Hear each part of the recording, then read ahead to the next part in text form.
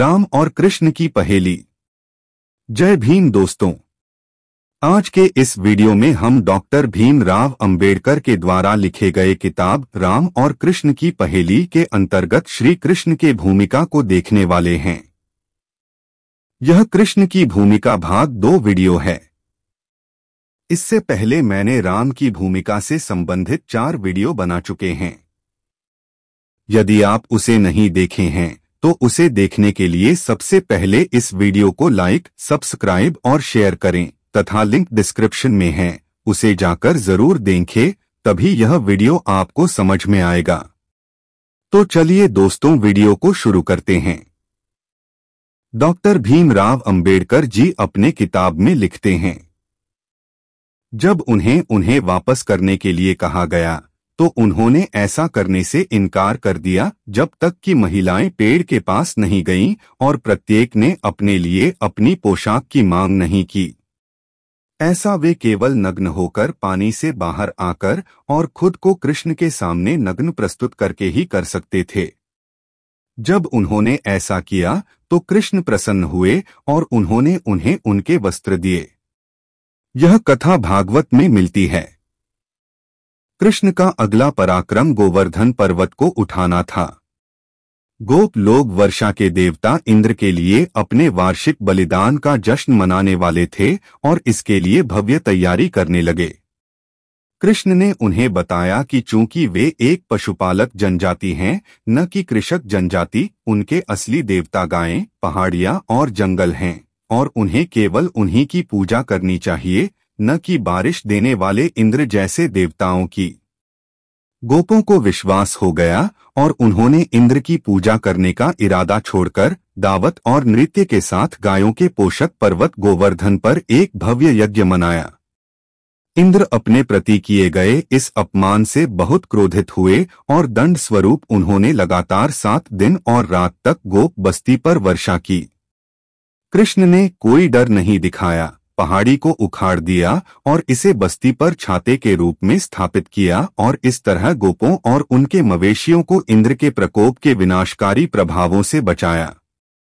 जहां तक ऋग्वेद के इंद्र और कृष्ण के बीच और शतपथ ब्राह्मण के इंद्र और विष्णु के बीच ईर्ष्या का सवाल है, मैं पहले ही अपने पहले व्याख्यान में बोल चुका हूं। कृष्ण का युवा करियर बूंदाबेन की युवतियों के साथ पूर्ण या अवैध अंतरंगता वाला था, जिसे उनकी रासलीला कहा जाता है। रास एक प्रकार का गोलाकार नृत्य है जिसमें नर्तकों, पुरुषों और महिलाओं के हाथ एक साथ जुड़े होते हैं। ऐसा कहा जाता है कि यह अभी भी इस देश की कुछ जंगली जनजातियों में प्रचलित है। ऐसा कहा जाता है कि कृष्ण को अक्सर बूंदाबेन की युवा गोपियों के साथ इस नृत्य का आनंद लेने की आदत थी, जो उनसे बहुत प्यार करती थीं। इनमें से एक नृत्य का वर्णन विष्णु पुराण, हरिवंश और भागवत में किया गया है।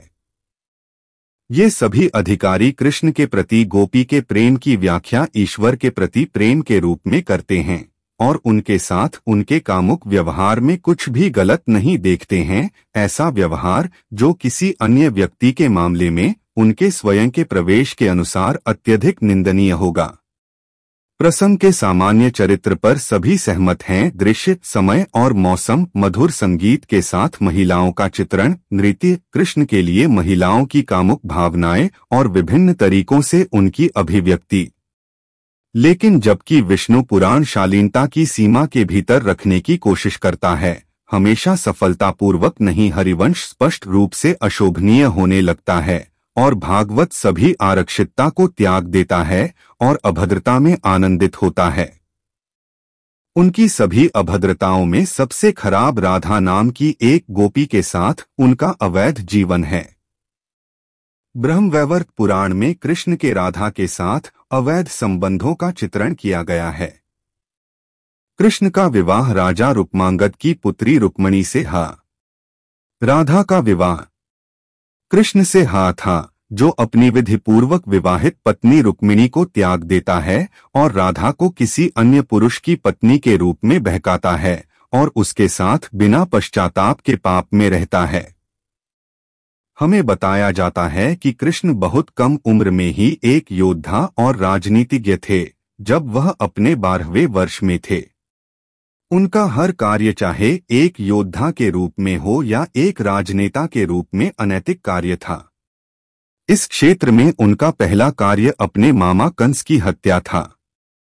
हत्या इसके लिए बहुत मजबूत शब्द नहीं है, क्योंकि यद्यपि कंस ने उसे उकसाया था, फिर भी वह युद्ध के दौरान या एक भी युद्ध में नहीं मारा गया था। कहानी यह है कि वृंदावन में भगवान कृष्ण के युवा करतबों को सुनकर कर्ण भयभीत हो गया और उसने हथियारों की एक खुली प्रदर्शनी में एक महान एथलीट के साथ उसका सामना करके उसकी मृत्यु सुनिश्चित करने का दृढ़ संकल्प किया। तदनुसार उन्होंने धनुष यज्ञ मनाने की घोषणा की और कृष्ण, बलराम और उनके गोप मित्रों को इसमें आमंत्रित किया। अक्रूर कृष्ण के अनुयायी लेकिन कंस के अधिकारी।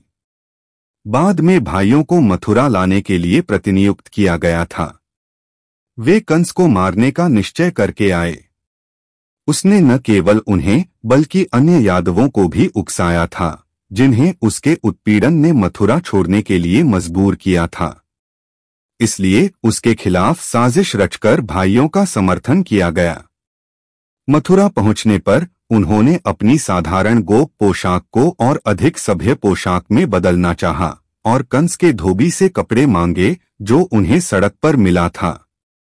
जैसे ही उस आदमी ने उनके साथ बदतमीजी की, उन्होंने उसे मार डाला और उसके स्टॉक में से जो भी कपड़े उन्हें पसंद आए ले लिए।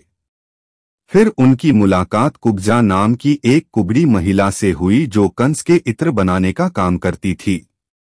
उनके अनुरोध पर उन्होंने चंदन के लेप से उनका अभिषेक किया और बदले में कृष्ण ने उनकी शारीरिक विकृति को ठीक कर दिया।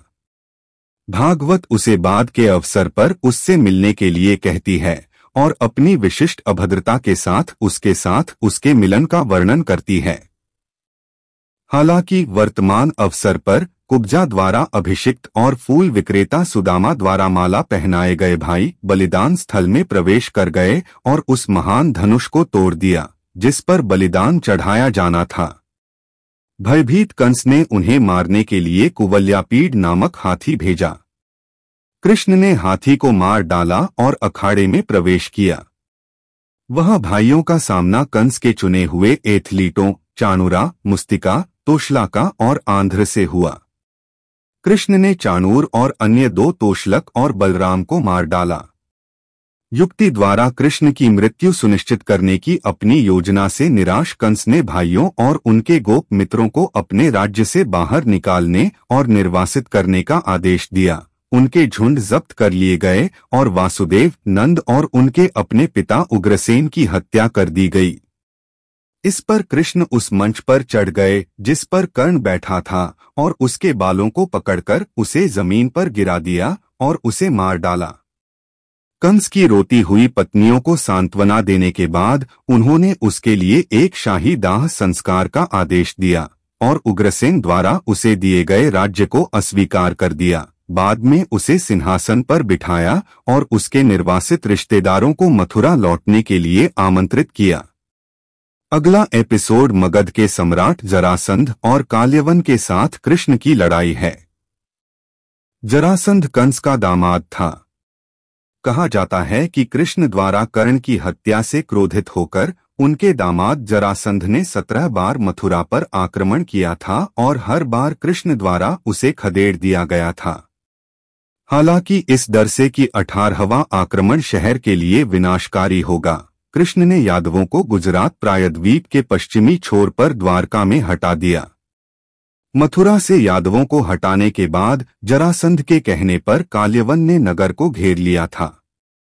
हालांकि शहर के बाहर निहत्थे कृष्ण का पीछा करते समय राजा मुचकुंद की आंखों से निकली आग से आक्रमणकारी जलकर राख हो गया, जो एक पहाड़ी गुफा में सो रहे थे और जिन्हें उन्होंने कृष्ण समझकर लात मारकर जगाया था।